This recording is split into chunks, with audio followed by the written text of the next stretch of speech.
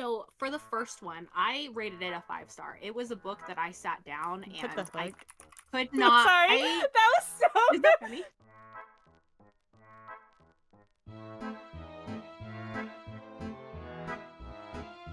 Hello and welcome to another episode of Literary Liberation Podcast. Today we will be discussing, analyzing, and reviewing The Housemaid is Watching by Freida McFadden. Kristen and I have adopted a Palestinian family that is currently still stuck in Gaza. Mohammed's neighborhood was bombed and killed 22 members of his family, leaving him responsible for his 4 younger siblings, who were pulled from the rubble. We have their family's GoFundMe linked in the description, and they are very close to their goals, so please donate below.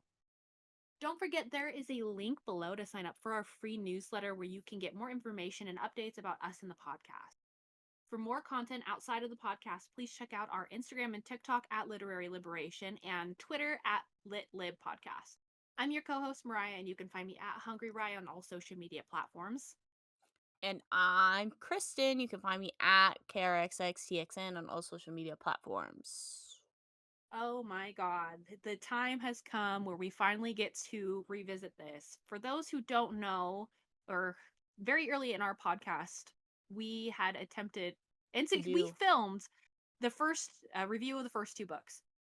As one. That something happened. Yeah, it was like one grouped episode back in, I don't even know. Probably June September? or something last year. June, No, I thought maybe. it was like June last year, like summer. I don't know. It was like right Anyways, after the it came out. audio didn't work. I think it didn't And record it your was, audio. Was the yeah, it was problem. in the very early stages of us trying to like troubleshoot the Audio everything, issues and that it we just still have. we still have to this day. At least we kind of know how to fix them from here on out. But at least now it kind of worked out because we get to cover the trilogy. I don't think there's going to be any more books. I'm pretty sure this is it. So the Housemaid Secret, The Housemaid is Watching. We're going to reference the first 2 books, but we're going to primarily focus on this newest book that just came out less than a month ago. So The main thing is that we read the first 2 books. We read them almost like back to back, I think, because we read The Housemaid, and I remember The Housemaid 2 either had come out before we started the first Housemaid or like just as, because we read the first one for sure, yeah, I and made the maybe in the mistake of second one. starting the second one because I thought the blue cover one was the first one, and then I was like, wait, something's not adding up here. And then I ended up asking my aunt, who's a very big Freida McFadden fan, and she's like, no, read the red cover one first. So I read it, and then Kristen read it. No, And you're it's supposed just to read the like, blue cover first. Don't or listen the to blue cover. Mariah. Sorry, I know the difference between the covers of The them. blue one is the first one. Just The saying, if you Housemaid. guys are interested in reading The Housemaid. Sorry. But that's also kind of why we probably won't be referencing those 2 as much, because I think it has been over a year since we read the first 2, so honestly the details on it might be kind of hit or miss for both of us, but we did read this. I just finished this one last night, so, and I think you finished it a couple days ago. So one is fresh in our mind. The other one's kind of just like more the overarching plot is fresh in our mind rather than each individual like scene, which is why Yes. we probably won't go into the first 2 as much. But there will still end up in our spoiler zone. There will be spoilers for all 3 books. Yeah. So And this was a very anticipated book by fans. I know people really like psychological thrillers and like the thriller genre I of mean, book Freida talk. McFadden is huge, is she not? Yeah, I found out on Goodreads that she has 37 distinct works. She has a total rating, like a cumulative on her account that exceeds 5 million and an average about 4 stars per book. So that's really solid, I would say, for somebody who, I For don't think they've been writing 37 very long, books? right? That's actually crazy. But I feel like this is my personal opinion, so anybody can totally like be like, no, that's wrong. But I feel like in general, thrillers are rated higher than other books on average. That's just my assumption from my experience on Book Talk and Goodreads. I feel like every like thriller that I've read usually has at least 3.5 stars, I would say. Yeah, I don't think I can think of any off the top of my head, but also I don't read a lot of thrillers. So, I feel like I used to read a lot, and I've kind of been on a thriller kick this past month, like June. Like, it's kind of like I feel like thrillers like this time of year, because like the whole trend of like summer ween is like going around mhm. on TikTok right now. I feel like thrillers and like summer camp like thrillers and stuff like that are such like good summerween like vibes and stuff like that, while like October is more for like genuinely like spooky scary things. But like these sort of more like casual thrillers like this, I just read A Good Girl's Guide to Murder. I was reading something else. Didn't I read just another thriller too? Did you finish A Good Girl's Guide to Murder? I did finish it. I gave it 4 stars, I think. Oh, I need to add that to your Canva. Oops.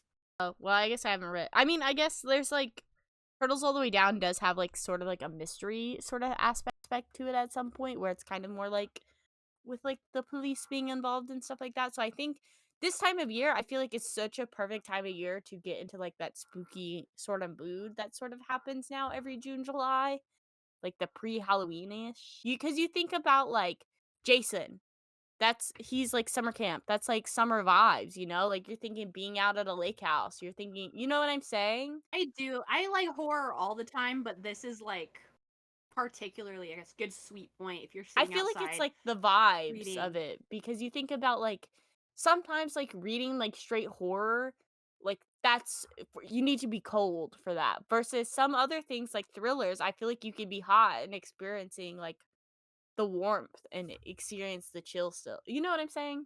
I Like think so. I like I never reading thought about thrillers. that. I feel like it's just like I think with Summerween like being so popular right now, I think this is like the perfect like crossover of reading thrillers, adding book talk into other like just typical contemporary trends and stuff like that. Because I feel like I mean Summerween obviously is like a Gravity Falls thing that started because like the show takes place over the summer, but they wanted to have like a Halloween episode. But now I feel like right now on TikTok, it's kind of gaining popularity because like spooky bitches like to celebrate year round, and this kind of gives people more of an excuse.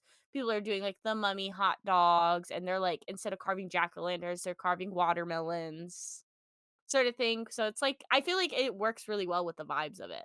However, we're gonna have to get into the ratings of this to determine whether or not we think that you should read this summer season. I guess for anybody that doesn't know, if the series follows Millie, which is like in the first book, she's early 20s, probably, I would say, maybe mid 20s, I think she's like 24, 23. Perhaps I didn't look it up. early to mid 20s ish. It starts where she basically just gets out of prison. The first book, you do not know why she was in prison. You just learn that she just got out of prison. And of course, being someone who is in prison, she's having a very hard time finding a job. And so she's kind of doing all these different things to try to like make ends meet and stuff like that, where she ends up becoming a housemaid for a family of a woman who the woman is not A little kooky. necessarily, yeah, she's kind of a little everything like, and the reason why she takes this job is one because it provides housing. She lives in like the attic basically, so it kind of like solves all of her problems where she's able to get paid really well. It's actually a well-paying job, so she can save up to get her own apartment or house or whatever, and then also it's covering her housing costs so she's not living out of her car. And that's It's just how too the good first to be true. Like that's sort of like the job. resounding theme. Millie keeps getting put in these situations where it's too good to be true. She has to work within like some sort of domestic labor field because of her job, kind of working under the table because she doesn't want anyone to do a background check on her. So Yes. she keeps getting put in these precarious positions and then having to fight her way out of it. So this little trilogy, although I think you can technically read them all as standalones, I mean, you but do have I to read them all in order, I would say, because since Millie is the main character of all three of them and she does age throughout the series, where I don't necessarily think that, but they all sort of are standalones where you don't have to read them back to back to back. You can definitely like space out your readings between them. But I would say read the first one first and then read the second one. But you don't have to like binge them all in 1 week or whatever. Like they could be like you read the first one, you forget everything that happens, then you read the second one, you forget everything that happens, and you read the third one after you forget everything that happens. Like it's not like it's a series, but it's not like a series where like you need to like like if you're reading like Shadow and Bone, I would say you need to read all those back to back, you know? Versus mhm. this, I don't think this is something you need to read back to back. Like it's not necessarily life-changing work, which I No, don't and the think way that the books are like constructed. They're in such a way that they don't pull a lot from the previous books. Like it's just very They'll lightly. they might reference it, but usually they'll explain the rep. At least I could tell from my memory of the other one too. From this one, it gave a lot of like if it was mentioning something that you might have only remembered if you like just recently read like the second one, she would kind of give like a paragraph or two explaining like the situation that happened so you can recall what happened. So it's never like you're in the complete dark sort of thing. Yeah. Like, it'll sort of be explained if it's anything that I guess Freida McFadden would assume as, like, a reader you would have not picked up on, I think. But other than that, I mean, they're super popular books. I see. They are very popular. I included the ratings and reviews for all of them because I thought it might be useful to have some sort of like comparative analysis. Very light. I'm using that, but it's really just like three little statistics. So like the first Housemaid got 1.2 million reviews, averaging at about 4.33 stars. And Second these are all one just got, good reads, by the way, not yes, Storygraph as well. I pull everything from Goodreads because it is like the most popular It's the most mainstream. reviewing mainstream reviewing book reviewing app. So that is, I think, the gives us the best insight on what readers really think. Housemaid Secret got 623,000 reviews and 4.25 stars, so pretty close. And now the Housemaid is Watching has been out for almost a 2 or month, 3 less than a month, weeks? not Yeah. super It long. came out on, like, So it the has, June 11th, and this is yeah. July So 1st for anybody when we were that's filming, wondering. so Yes. So it's about 3 not too weeks-ish. long. But it already has 116,000 reviews, which is pretty big, I would say, for any book to get Mhm. 100,000 reviews is a lot because that doesn't take into consideration how people have actually read it. Like these are the people that went through and took the time to write a rating, but it is only pulling at 3.96 stars, so it is less than 4 stars right now. And I don't know if it'll actually go up to 4 stars because with that many ratings, I think it's gonna be stagnant around that point. Well, I think one of my well, because you didn't write out any praise and criticism for, like, this series or anything, but I feel like my main critique and maybe why this 3rd book will not be as popular is because the way the 2nd book ends, you kind of have, like, a finished series. Like, it should I feel like, personally, it should have been a duology. I think it worked well as a duology. I don't remember what I rated the other 2. But I remember I definitely enjoyed them more than this 3rd one, but they definitely like, the way the 2nd one ends, you have a complete conclusion, in my Yes, I would opinion. agree. And so this 3rd one felt I know me and you were talking about it, it felt very money grabby because Exactly. Like it didn't. let me look So, at what I need to look at what my did you end up reviews. Well, we're gonna look up our ratings because it's gonna be very difficult to discuss these books without spoiling anything that happens in the previous ones. So we're gonna pull up our ratings really quick because we didn't include them in here. So for the first one, I rated it a 5 star. It was a book that I sat down What the and I heck? could not. Sorry, I that was so Is that funny? whenever, me and Mariah, like, I don't know, like, because usually we have this a little bit more planned out, so I kinda can bully her for her reviews before it's public knowledge, but, like, you So said you that that think was like 5 star, I said, "What the fuck?" I Sorry. don't think it was necessarily like a it's how do I explain it, it was so entertaining. Like there was so much happening. You're so confused half the time. I just liked like the way the story progressed and built. I hadn't read a book like that. I don't know the last time I read a thriller. So it was just a really nice book and I read it all in one day. Like that's all I did for like 8 hours was read The Housemaid. I read The Housemaid's Secret. I only rated it a 4 star. Although in hindsight, I probably would rate it a lot lower. I think I would rate it like a 3.25 because it was not my favorite. It was fine. It had a twist, as Freida McFadden's books do, but it wasn't anything crazy. This one, though, The Housemaid is Watching, I rated it 2 stars. I did not like this book at all. It was Yeah. unnecessary most of the time.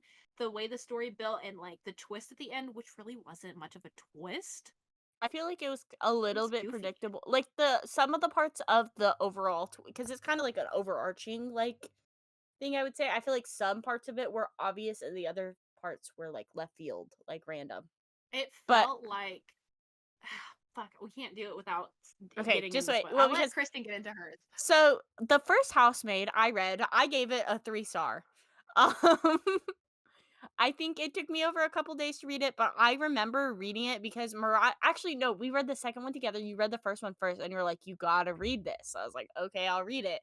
And I remember I was texting you like not to spoil the housemaid, but I was calling there's kind of a twist that happens halfway through the book, and I was calling that from like the first couple chapters. I was like, this is probably what's gonna happen. I've read quite a few thrillers. I kind of know like the vibes of where like thrillers kind of go, and I think the thing is, whenever I'm reading, like, more specifically thrillers, but I guess any type of book, like, I kind of overanalyze everything that happens. So I will have like all of these theories. I did the same thing whenever I was reading like The Good Girl's Guide to Murder. I have so many theories in my head that I feel like most of the time there's only one book that I feel like truly shocked me with its ending, and that was The Perfect Marriage. Just because that one was so like insanely like crazy that like I didn't think of it. Versus like most of these other books, like I feel like a lot of the twists that happen, they kind of like I kind of have like an inkling where like I definitely thought that that could have been the ending at least once. Like it's never like, oh my god, this came out of left field sort of thing. Versus like The Perfect Marriage, I remember like the ending of that was kind of like, oh, don't know where that came from. And that's kind of like the same thing for Housemaid is Watching, but I don't think it was as well done, sort of. Where I don't think I love The Perfect Marriage either. I think I gave it like 3.5. But the Housemaid Secret, I ended up getting a 3.5. So I ended up liking that one more. And I don't know if I can necessarily recall why. I think it may be because was I don't know maybe why I ended up in liking it more. Maybe because I felt like Millie was I don't know, more of like maybe I got more used to her decisions and how she acted, and I remember I did like the ending of The Housemaid's Secret, and so that could also, I think, influence why I liked it maybe just a smidge more than The Housemaid. But then The Housemaid is Watching, I ended up giving it 2.5 stars, so I didn't like necessarily like hate it. I kind of read a lot of it in one sitting though, which I started it maybe a week or two ago is the problem. And I got about 80 pages in is whatever I started at like 80 pages in last night, and then I finished it like at like 3 in the morning last night. Not because it was like a page turner, mostly because I was trying to finish it so we could record today. So like don't take that inkling as like, oh my god, she read it all in one night, she loved it. No, like I was just trying to get it done so we could have our episodes recorded easily.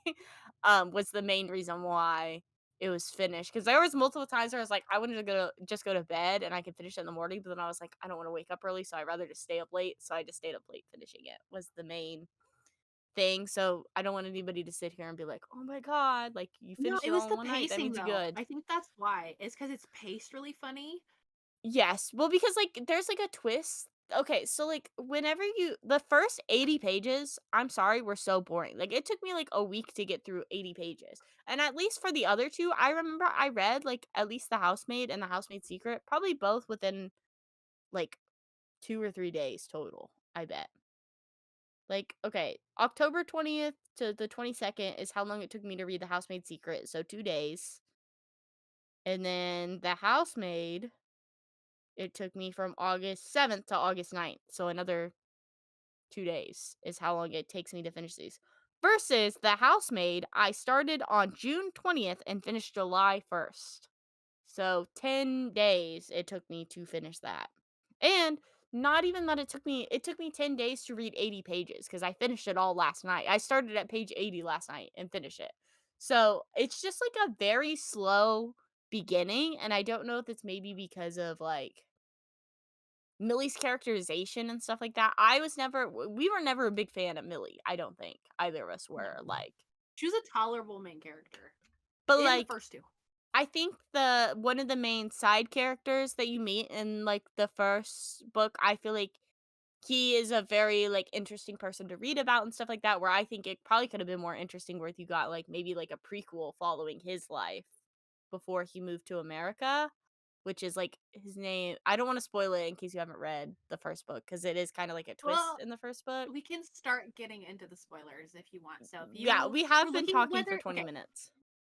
spoil if you want to read a thriller, right, for summer, maybe read like the first two, but don't read the third I one. would It's definitely not recommend necessary. the first two. This third one, I mean, like, unless you're like a big completionist, kind of like how I am, which is the main reason why I was interested in finishing it, I would say read it. But I just like you're definitely like the peak is the first two. Like the first two are, I would say, like if you like thrillers, they're worth reading. But also, I'm saying this as somebody who's like, you probably have already read it because if I look at how many people have reviewed these books, more than likely you have already read it, is what I would assume. But the third one I don't think is necessarily worth your time unless you really care about what happens to these characters. Where I don't even think it's necessarily anything that's like new or revolutionary to the thriller genre. But other than that, I think we'll go ahead and move on to our spoiler zone, spoiler section. So if you have not read any of the Housemaid books, these we will now officially be spoiling them. Um yeah. But So like I think what Frida McFadden did a really excellent job in this book specifically is really makes you dislike Millie as a character to the point where it makes the books you almost don't want to read them. I wish they weren't in her perspective is I maybe. don't like like there is technically multiple point of views. But barely like the Technically, multiple barely. even in like the housemaid and the I don't remember that housemaid secret switching any point of, I'm sure it did because it's got to follow that woman at some point. Like it always Yeah, because like the switches to first like one swapped to Nina, the second one followed the wife I of don't that remember her one guy that name. she was taking care of. I know. Yeah. Sorry, the second one kind of Names like escapes me face name. entirely. I don't know. It was very similar to The Perfect Marriage, I believe. Yes. Miss Garrick is what it says. Douglas Garrick is the husband in the second one and then Miss Garrick is the woman. Cuz I know you definitely get her point of view at some point. But then this third one, you end up swapping to her daughter's point of view randomly, but it's not until like the 75-page mark. Like, because I felt like part one was so long, and then once you get to it's like part two, three, four, like bang, bang, bang. And one And thing then you have that to see something also happens. frustrates me that I don't recall this with, I know this is a popular thing within thrillers, so I don't necessarily want to blame Frida McFadden specifically, but I don't recall reading The Housemaid and The Housemaid's Secret that the chapters would be so short. And I know you love short chapters, but I prefer like a chapter that's maybe like 10 minutes. You know, I'm tired of these Yeah. 1 minute chapters. Like it's literally like 2 or 3 pages you read and then next chapter.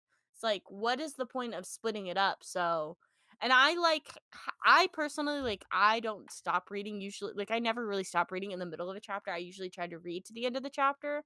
And so like for this, it's like you can never find a good stopping point, which I know is like the appeal of like thrillers and stuff like that.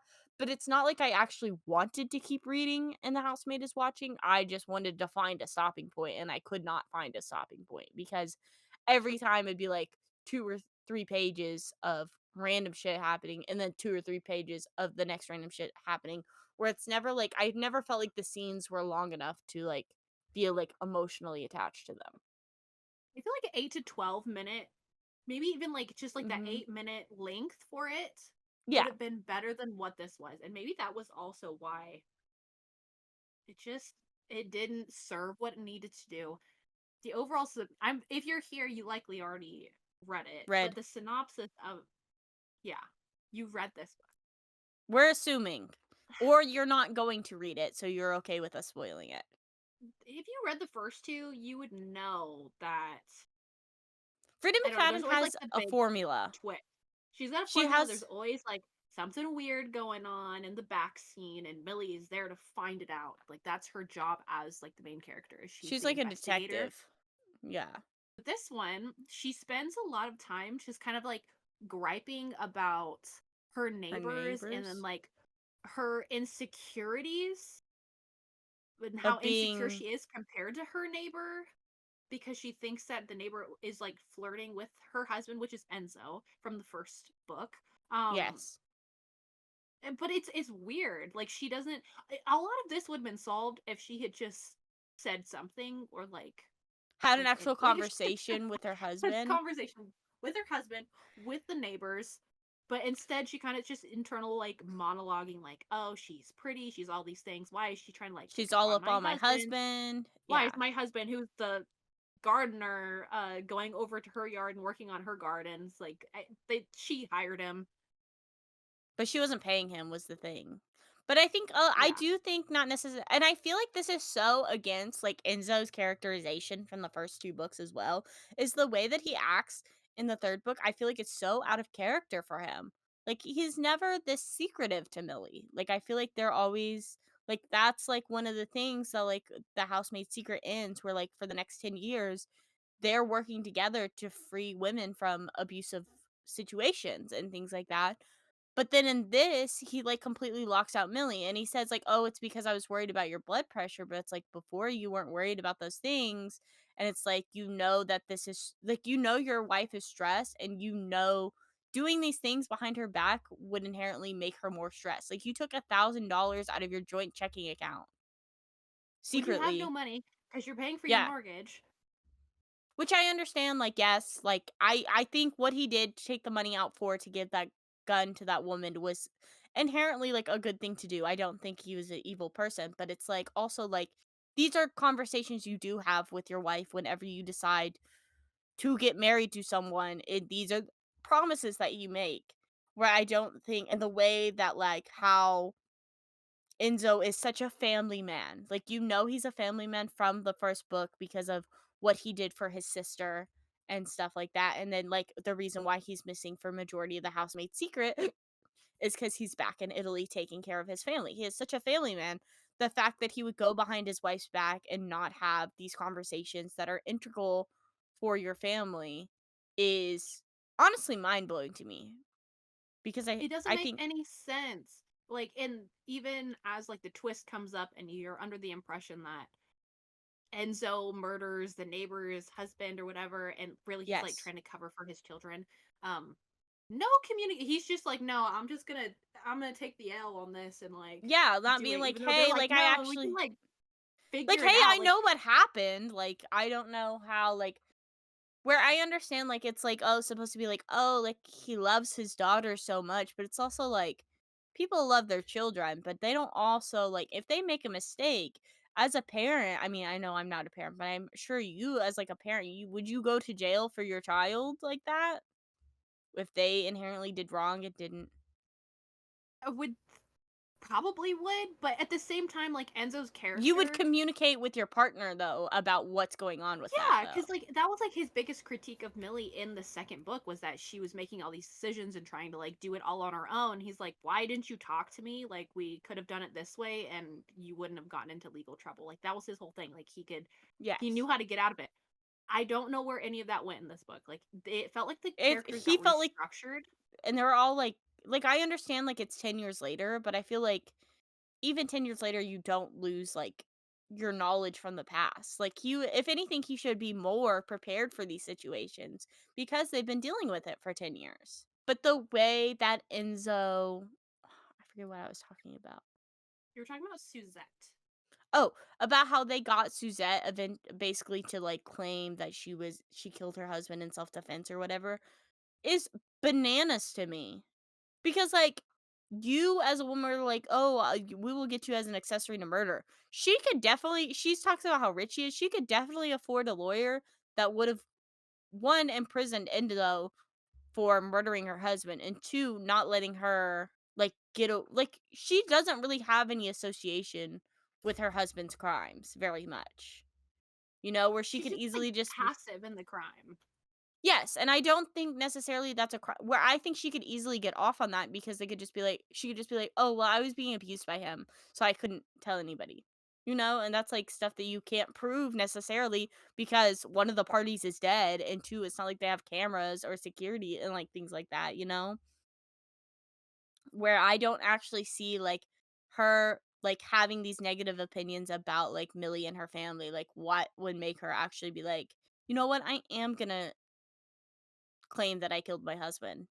And not to mention, which I understand critique of the police, yes. I critique them all the time. But another thing is that like, do you really think, because like the whole ending where it's like even the daughter didn't even end up killing her, the male neighbor. It was the old lady, the housemaid, that ended up doing it. Where it's like Because the whenever they housemaid is just, watching. yeah. But it's like because like whenever like autopsies are done where they find that initial wound in the stomach, they would be able to tell that his neck was sliced separately with a different object. I said that's what I was wondering. Because like obviously I understand like police usually have faulty work and stuff like that, but like usually I feel like within the autopsy reports and stuff like that, like the people that do the autopsies are usually pretty thorough in those like researching and stuff like that, because they usually end up being more scientists and things like that are in those fields where I don't necessarily where I do think they probably could follow under the corruption of the police and stuff like that, but I do think objectively they usually are. And the fact is they would be able to see that he was stabbed in the stomach by the pocket knife, but they would be able to tell that his throat was not slashed by the pocket knife, that it would have to be the letter opener or whatever she used. Like, It's like it's a because like pocket knife. there's It's a no way that pocket knife. They're it does not not. that sharp. No, they don't have like it would more likely be like if she did like slice his neck with the pocket knife. I would assuming because most of the time pocket knives are more jagged, like at the end they're more like steak knives.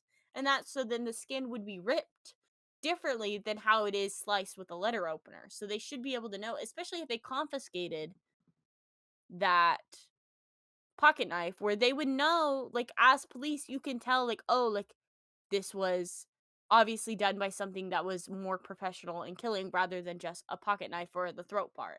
I understand she stabbed in the stomach. They see that. They're like, oh. But then they would be able to tell, like, then they would start interrogating at least Enzo about, like, oh, well, what did you use for his neck or her? Yeah, like, you know what I'm saying? I just think that while Frida McFadden was writing this, I don't think she had a direction. It felt directionless for a lot of the time that you're reading it. Like I feel like with the other ones, it's kind of like you know something's happening, but you don't know. But this one, because you read the first two, you kind of know the format, and I feel like she was trying to like get readers like catch them off their guard, but it didn't translate right. And it Well, was I think, just substanceless. A lot of it was just like, oh, all of these were red herrings. Like none of it actually mattered. And actually, this happened. This yeah, random like pedophilic man of a neighbor that Millie, who's supposed to be like super intuitive in telling of like like when people bad are men. sus, can't pick up that like the bad man, like the And random neighbor she's she making her son go pay off for the window is spending all this time over there, and then he's like reclusing, which are very, very obvious telltale signs signs. of sexual abuse against children. And she's just like, man, Yes. I don't know what's going on with him. You're a social worker. Yeah. And that's one thing too is that like she in the other book she like apparently she like always has these bad feelings for men. But then the one time she has a good feeling about a man, it turns out he's a pedophile. Like so you're telling me has your radar just been out of whack? How many times have you been wrong about some of these people is my question. It's whack. And I think that's why I rated this book, is that as soon as that happened, I was like, are you fucking kidding me? Like, you went through all this and you I were could like, under the pedophilia is what was so weird to me. Like that was so like out of left field. Like I understand this guy is a creep or whatever, but you didn't have to make him like touching a little boy either. Like he could just be like beating his wife, you know, and I feel or like she tried to whatever. get around that. She was like, oh no, we're just gonna trap him in this room and make him like pee his pants. Yeah, and it's like, and then Like, this is he weird. killed a boy himself. Like he killed a child himself, anyways. Like that's already enough of a crime where you don't have to make it so that he's also affecting Millie's family in that way. You know? This whole book was just the whole time you're just trying to figure out like where's it going. Maybe it'll be entertaining like the other two twists. No, it was such a letdown. And I don't know, maybe at this point we've just read so many different books and have such a different viewpoint. I just Yeah. don't. I didn't enjoy it, and It just felt like she would. That's why it felt so money grabby too. I think because like yes, we want to see Millie having her happy family life that she never got to experience because she like lost 10 years of her life being in prison and then after well, so I guess she was probably almost 30 in the first book. She gets out of prison after being in prison for 10 years.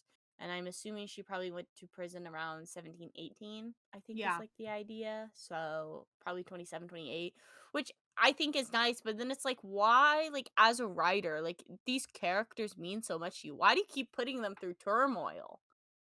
Like, I only like to see, like, a certain character suffering so much. And especially a stupid character too. Yeah, she just wasn't a good character, and then Enzo's character, like, depreciated in value. It was just Mhm. not a good time, and then, like, the kids, I don't know, the kids were fine.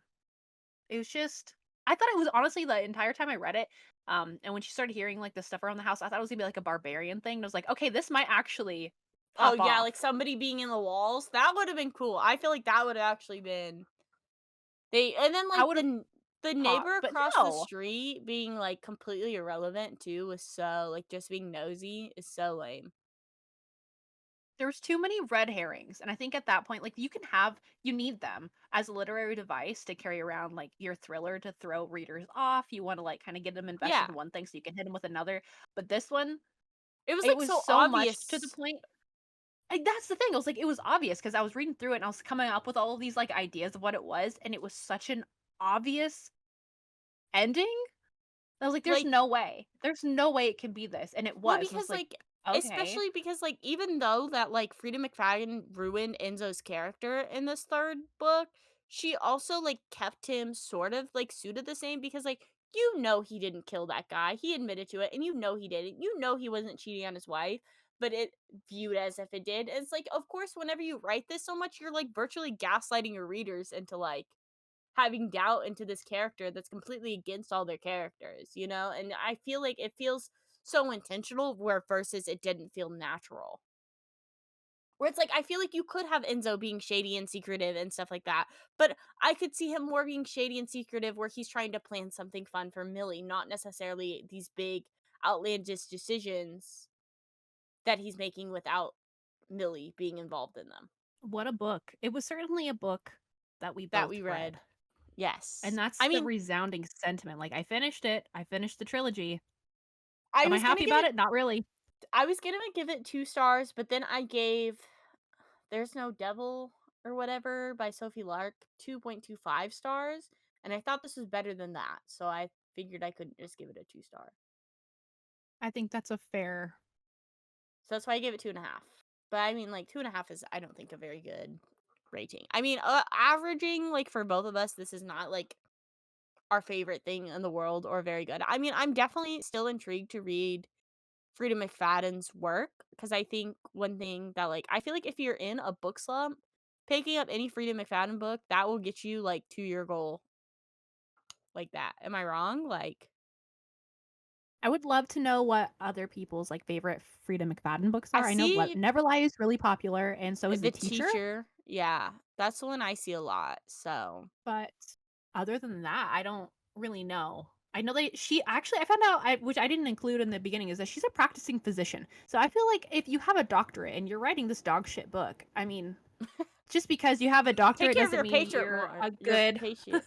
Take care of you're your gonna be a good patients, bro. author. Yeah. So I mean, but like the first two books we did, I think enjoy. It's not like we hated them or anything like that. It's not like I mean, you gave the first book 5 stars. it was so entertaining. It was such a fun book to read where you're And like, so "Oh my that's god, why how I'm is Millie gonna get out of the thinking situation?" that's why I'm thinking maybe her other books are better because they're standalones. So I think this just got like it's like almost what's the word where you're like overexerted yourself, like being like too like overstuffed with the same characters and the same tropes and the same like I understand, like, I think it's great, like, in the world of fiction that Millie was killing people's abusive husbands. Love that. Like, that is so great. I do love that. But it's also like I can only see so much of that with the same characters without having a different dynamic where it's like, okay, who cares? You know? Yeah, it's just it got to a point where you just didn't like the characters or really care about them or really understood the decisions that they were making or why they were making them, and it made Mm-hmm. for kind of a convoluted I think storyline. that once you get Ada's perspective, which is Millie's daughter, I don't know if we mentioned that, but that's like the girl that ended up killing the uh husband or whatever, the neighbor.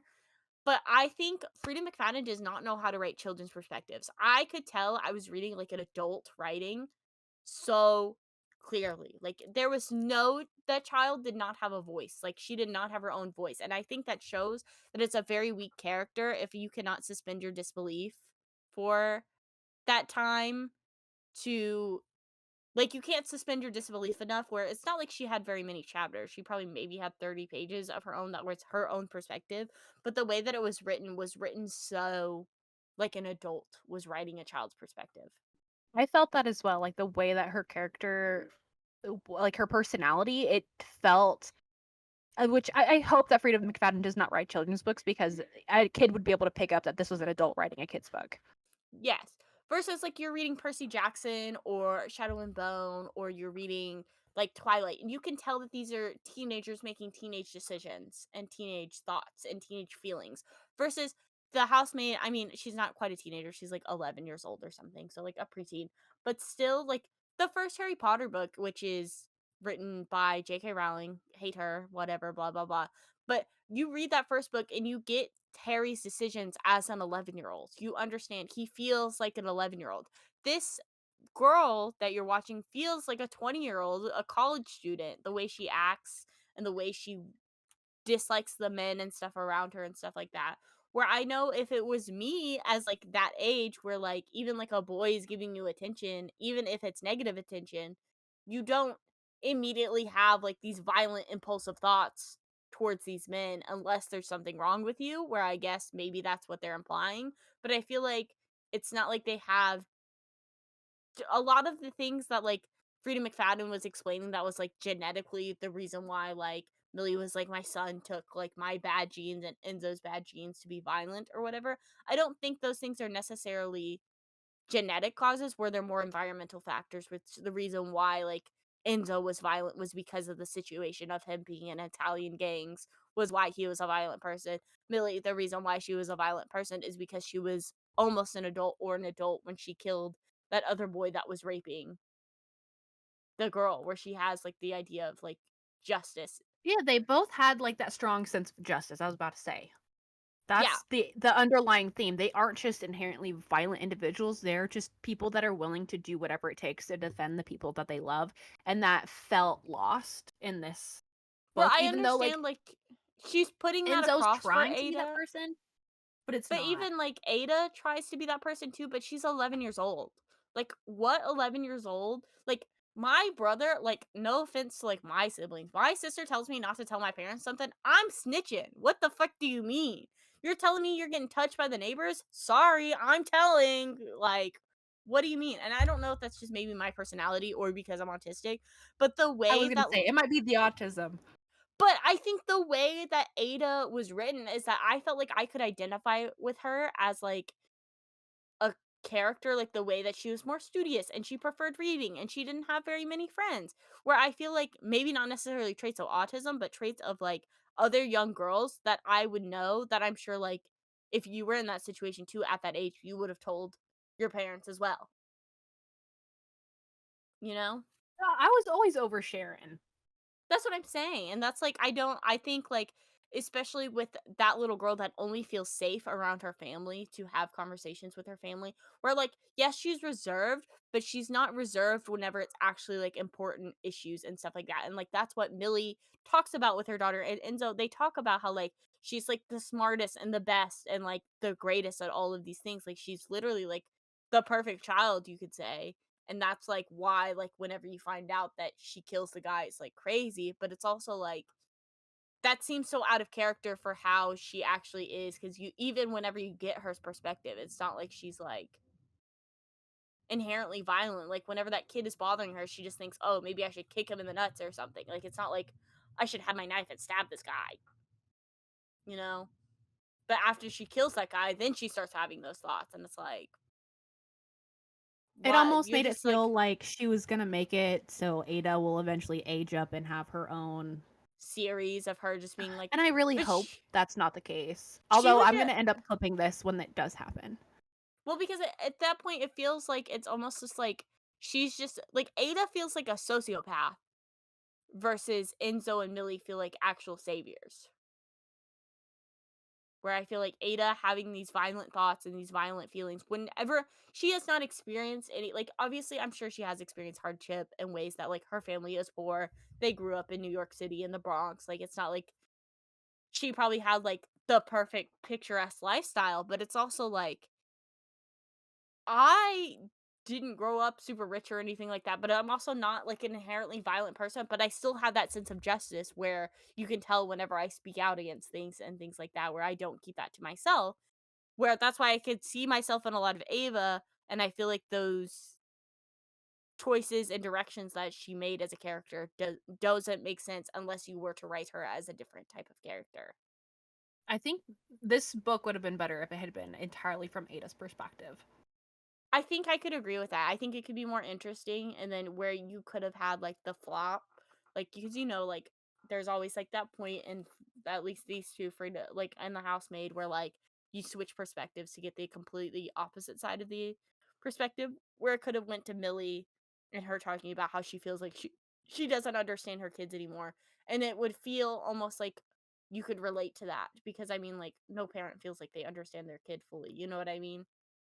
And so I think that could have been something more compelling than just randomly getting her perspective. And all Ada,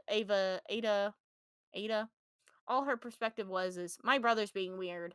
Maybe it Yeah. would have been more And I interesting to even have Nico's perspective for some of those yeah, even things. that, anything could have been better than what we got with this. So, I think it's a disappointing like finale to these characters, and I feel like if Freida McFadden keeps writing like about this family, I feel like it's because either she's out of ideas or she just wants to continue making profiting off of these books. Is Freida McFadden her real name? I don't know. I don't have any more thoughts though. I think that's about it. I'm Yeah, surprised I you were think able to extract that much. okay. But if anybody has any book recommendations they would like us to do like a full analysis on, or um anything that you want our mini summer episodes specifically to be about, we love taking suggestions. um Other than that, I don't know if there's really anything else. Please donate to Muhammad's family.